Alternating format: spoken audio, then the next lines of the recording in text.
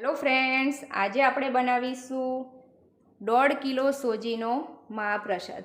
એના માટે મેં 1.5 કિલો સોજી લીધી છે, 1.5 કિલો ખાંડ, 1.5 કિલો ઘી અને 3 લીટર દૂધ, 100 ગ્રામ કાજુના ટુકડા, 100 ગ્રામ બદામના ટુકડા અને 10 ગ્રામ દ્રાક્ષ। સૌ પહેલાં દૂધને ગરમ કરી લઈએ। હવે દૂધને તપેલીમાં કાઢી લીધું છે। હવે એને ગરમ કરવા માટે મૂકી દઈશું।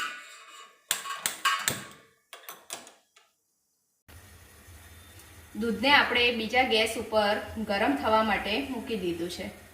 દૂધ ગરમ થાય છે ત્યાં સુધી બાજુમાં સોજી શેકી લઈએ। એના માટે જે ઘી લીધું હતું એ પહેલાં મોટા વાસણમાં કાઢી લઈએ।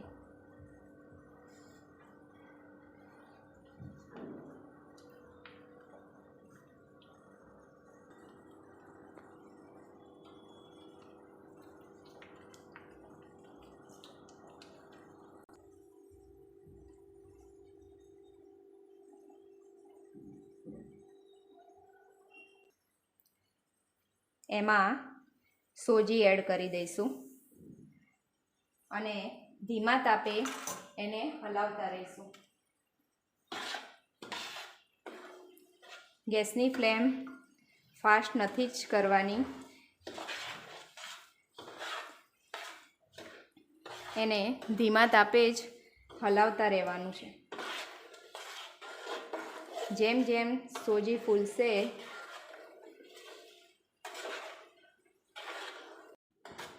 ધીરે ધીરે સોજીને હલાવતા રહીશું।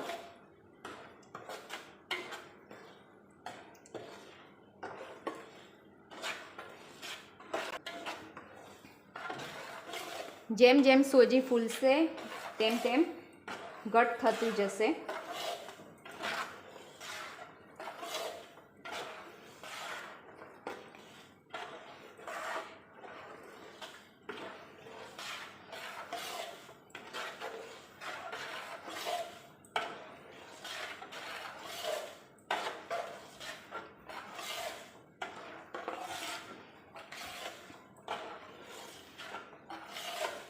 આ શીરો હું 1.5 કિલો સોજીના માપ સાથે બનાવું છું, તો તમે આ વિડીયો પૂરો જોજો, એને સ્કીપ કરતા નહીં।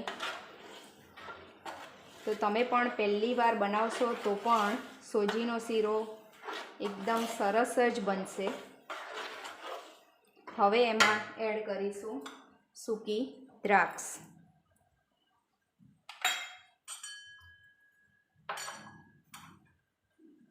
8-10 ઇલાયચીનો પાવડર બનાવીને રાખ્યો છે તે હું એડ કરું છું। હવે બધી વસ્તુને મિક્સ કરીને હલાવી લઈશું।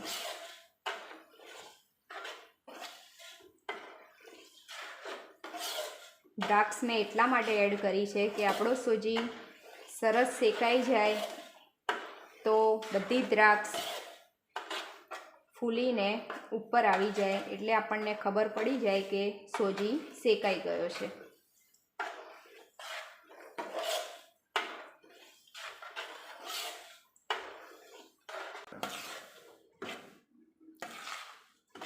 હવે સોજી હલકો થવા માંડ્યો છે અને જારામાંથી આ રીતે પડવા માંડ્યો છે, પણ હજી પણ સોજી તૈયાર નથી।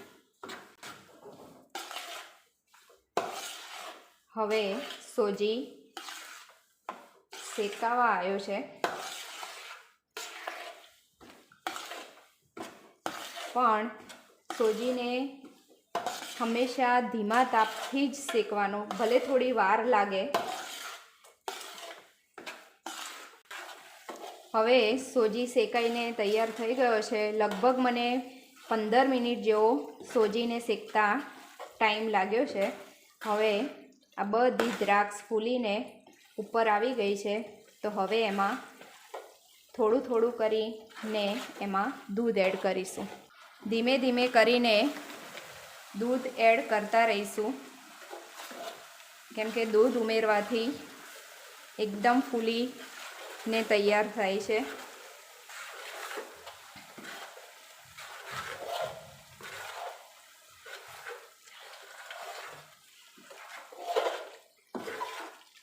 જેમ જેમ દૂધ ઉમેરો તેમ તેમ સોજીને ખૂબ હલાવતા રહેવું પડે છે, નહીંતર નીચે તળિયે ચોંટી જાય.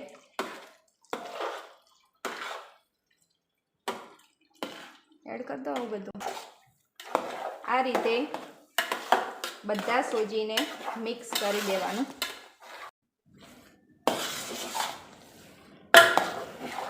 બધું દૂધ સોજી સાથે મિક્સ થઈ જાય પછી જ એમાં ખાંડ ઉમેરવાની.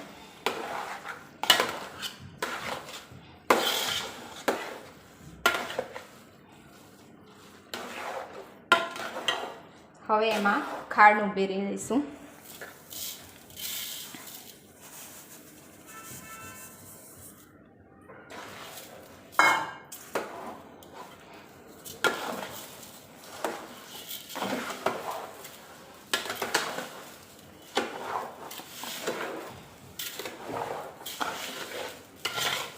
ખાંડ ઓગળી અને ઘી છૂટું પડે ત્યાં સુધી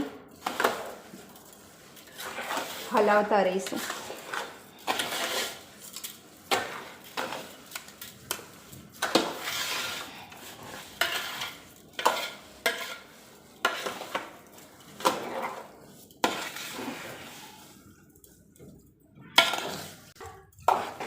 આ રીતે બધી ખાંડ ઓગળે ત્યાં સુધી હલાવતા રહીશું. ખાંડ ઓગળે પછી જ એમાંથી ઘી છૂટું પડે તો જ મહાપ્રસાદ સારો અને છૂટો તૈયાર થાય.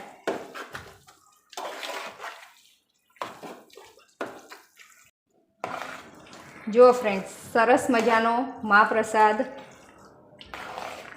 તૈયાર થઈ ગયો છે અને આપણી કઢાઈ પણ એકદમ ક્લીન છે અને ઘી પણ છૂટું પડી ગયું છે. તો સરસ મજાનો મહાપ્રસાદ તૈયાર થઈ ગયો છે. તો હવે એમાં બદામના ટુકડા, કાજુના ટુકડા એડ કરી દઈશું અને બધા મિશ્રણને મિક્સ કરી લઈશું.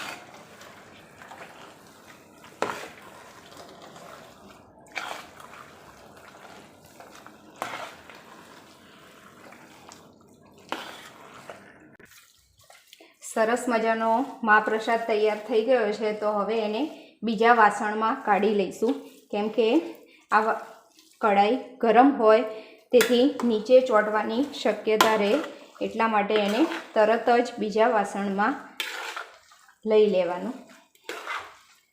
તો હવે એને બીજા વાસણમાં આપણે લઈ લઈશું. આ રીતે બધો શીરો બીજા વાસણમાં લઈ લઈશું. તમને એવું લાગતું હશે કે ઘી વધારે છે, પણ ઘી બધું શીરામાં મિક્સ થઈ જશે. આ રીતે બધો જ શીરો એક વાસણમાં ટ્રાન્સફર કરી લઈશું. તો સરસ મજાનો શીરો તૈયાર થઈ જશે.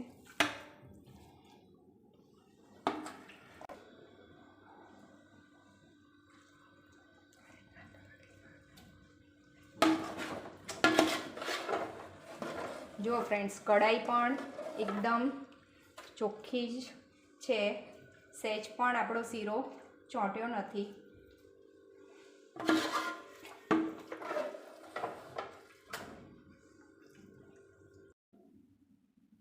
જો ફ્રેન્ડ્સ, સરસ મજાનો શીરો તૈયાર થઈ ગયો છે. તો એમાં પહેલાં મેં બતાવ્યું હતું કે ઘી કેટલું બધું હતું. હવે જો એકદમ છૂટો છૂટો શીરો તૈયાર થયો છે અને ઘી બધું સોજી એબ્ઝોર્વ કરી ગઈ છે. 1.5 કિલો સોજીના માપથી આપણે 8 કિલો જેટલો મહાપ્રસાદ તૈયાર થશે।